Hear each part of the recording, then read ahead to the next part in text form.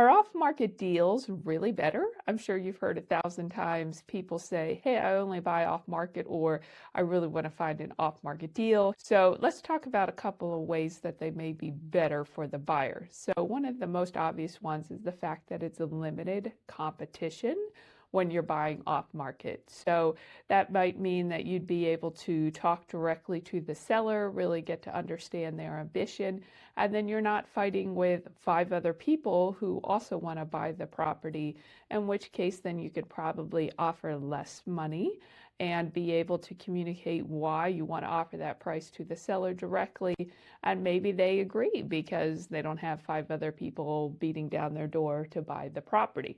Now, that's obviously great for the buyer, not so great for the seller. The second reason that it might be great for a buyer is because it's easier to get favor, understand what their motivation is, and then you could negotiate like, hey, this is really what I want. And maybe the seller doesn't know any different, or they're happy with what you offer them because they haven't heard any other options. So again, great for the buyer, maybe not so great for the seller.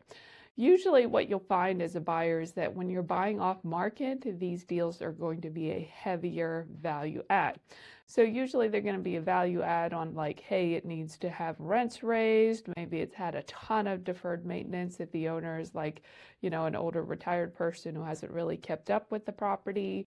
But what you'll also find too is like a heavier value add as a buyer to explain things to a seller and really help them to understand the process, what's involved, what would be reasonable, what are the things to expect. So there's a lot more time involved in, first of all, just finding the deal, more time in talking to the seller, trying to understand the property, because generally these types of deals, they're not necessarily real organized, so you'd have to put together the financial information, try and understand if it makes money or doesn't make money.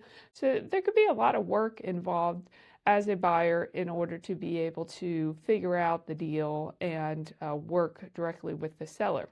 So some of those downsides is just that there's more work involved. You really have to educate that seller, and it takes a lot of time in order to complete and understand the deal. So those are things that from a seller's perspective, they may not realize.